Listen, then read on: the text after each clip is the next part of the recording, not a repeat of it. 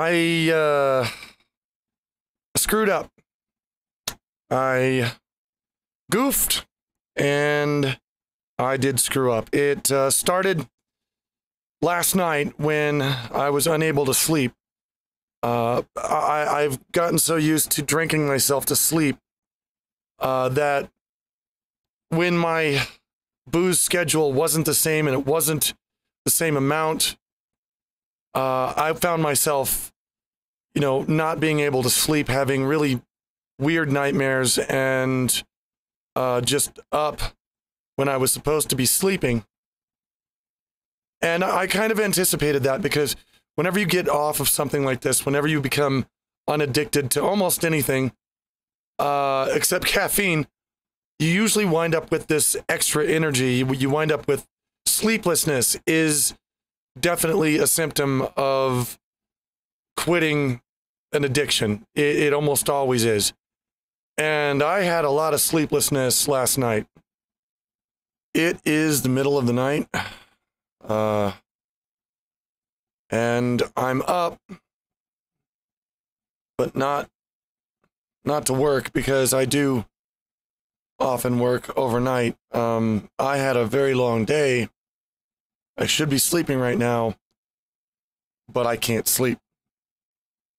Alcohol has gotten so much into the process of regulating my life that it's what tells me to go to sleep, and when to wake up, and when to eat, and when to work, and everything else. And now that that's being disrupted, things are starting to get... Today is truly, I would say, my first difficult day. See, I know myself really well. I know that if by the end of the night, I've drank to the point where I just, wanted to stop, and then I eat food, that will knock me out like a light every time. That will put me right to sleep. I drink while I'm doing work. I eat a few slices of pizza. I am down. I'm down for 3 or 4 hours. But tonight, 2 things happened. I had to cut myself off before I would have normally, and I screwed up and waited until the pizza place I usually order from was already closed. I forgot what day it was, and they were closed by the time I went. So here I am trying to sleep, and I can't sleep. And I start wondering, what do I do now? And that's the big part about addiction that I remember from getting off of it last time is what to fill that space with, because I spend so much time drinking or drunk, doing things, watching TV or movies or whatever, and you get this feeling when you're quitting something like this that, what do I do instead? Holy crap, what do I do instead? You want to fill that void with something. And my first thought is always eating, which I could always actually use more of, so that wouldn't hurt me much. But also, my second thought is working. Those are going to be mainly working, I think. What's going to fill in the gap that the alcohol leaves. Instead of, when I'm sitting around, it's like, man, I want to drink, but I can't have one. What do I do instead? It's going to be time to get to work. I'm going to make a video or note down ideas for a video or do something productive. And that's what I found helps me get through, because I love to work. I love to do what I do. And I'll just, instead of sitting around, I'll just fill that gap with work.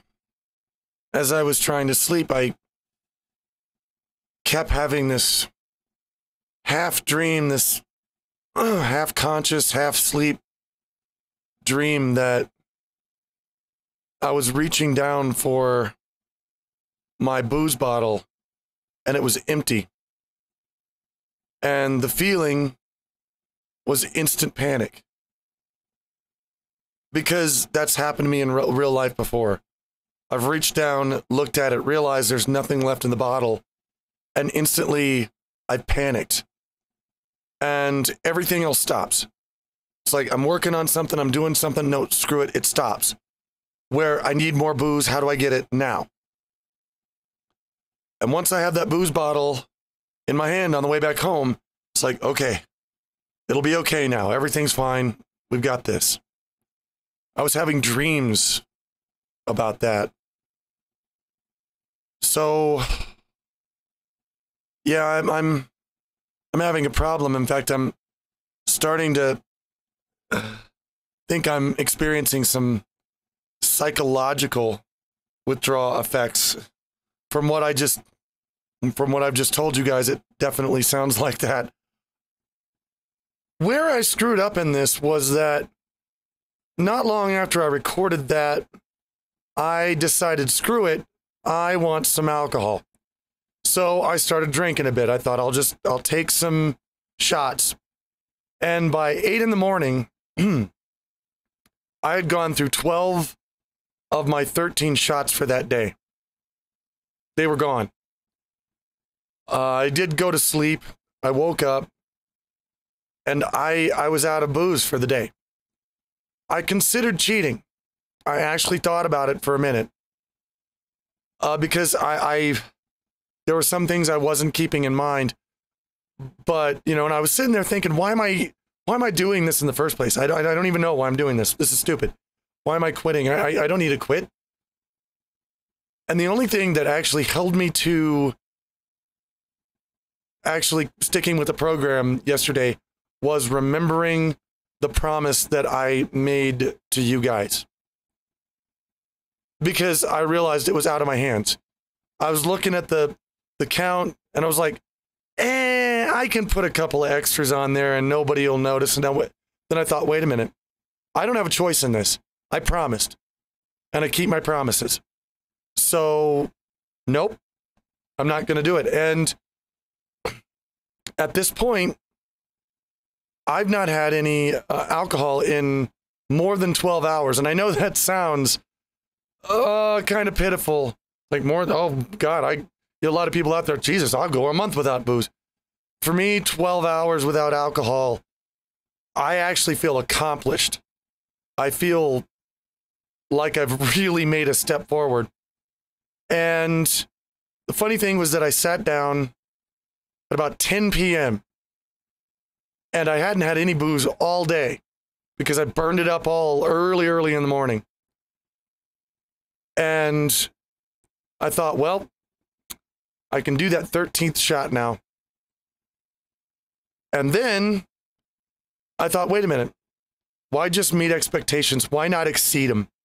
Because that's the whole point of this is I'm wanting to exceed. I'm wanting to get better. I'm wanting to go above and beyond for all of you guys. So I thought I'm going to do that right now. And even though I had one more shot, I said, fuck you, shot, and I didn't drink it. So I actually cut down my shots by 2 yesterday instead of by 1. Tomorrow I'm still going to keep the limit at 12, which is what I did today as well. But I did it. I went more than 12 hours without a shot, and then willingly, for no reason at all, didn't accept my last one. Parts of today I noticed definitely, I felt that clarity sliding back in a little bit from time to time, here and there. I felt that, I felt like I was getting a grasp on my brain again, like I could get a grasp on my thoughts. I wasn't searching for words around in my head. And I noticed something from yesterday's vlog that I want to point out to you right here, because this is really interesting. This first bit here is what I actually recorded when we sat down to the restaurant for the first time. And I started recording a little intro about, you know, where we are and what we were doing. But I only got a few seconds into it before a waitress came over and interrupted us, or interrupted the vlog. So I just kind of cut it off and I started over because it was only a few seconds. So I thought, well, I'll just start that over and we'll go from there. But if you'll notice, the first time that I introduce where we are, I forget the word steakhouse. We are at a place called the Cowboy Star Steakhouse. Now here's the second one. And this is, mind you, only after maybe 20 seconds. So we are here at a place called Cowboy Star Steakhouse, and it's really awesome. So there it was. That was me grabbing for the word steakhouse. I couldn't find it. And then 20 seconds later, I couldn't find it again. That's the kind of crap I want over with in my head. And today I felt that slipping out a little bit. I felt reality slipping back in. I noticed I'm a lot less, the room spinning sensation, it's a lot less today. I am noticing that. But I'm also noticing I am having other symptoms, sleeplessness. I'm having heart palpitations a lot more, which I expected that as well. That happens just to anyone, not just somebody with a heart problem, but anyone who drinks will have heart palpitations the next day. It's part of a hangover. So I definitely feel like I am making progress. I can feel it. I can feel, and I can actually kind of feel my voice coming back, which would make me very happy if my voice could come back to full. I mean, if it is booze that's been tearing my voice up this whole time, then I'm really going to be kicking myself for not doing this earlier. So at this point, I am feeling progress. I am feeling something. I'm feeling a difference. It's definitely making a difference. I can tell at this point. And I want to know, I want anybody out there to know, if you're an addict of something and you're trying to quit, you want to quit, and even some people are quitting with me right now. If you think that nobody thinks you're valuable, I do. I consider each and every human being to be like a book, a story, a collection of experiences that will never happen again. It's unique. The things that you have gone through in your life, in the order that you've gone through them, and the things that you felt about those things and said and done, even in the trillions and trillions of people that have been alive, will never happen again and has never happened before.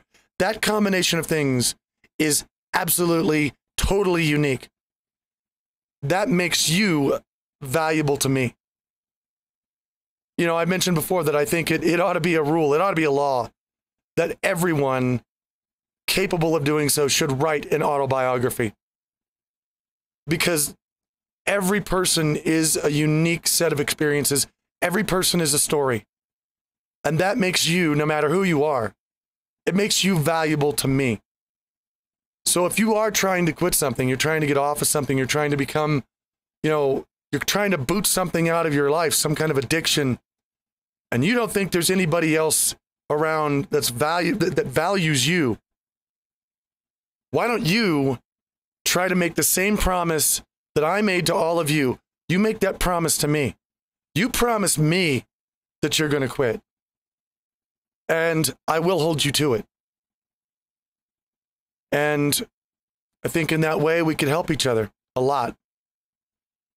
So guys, this is me signing off for the day. Tomorrow's a new one, and we'll see what comes.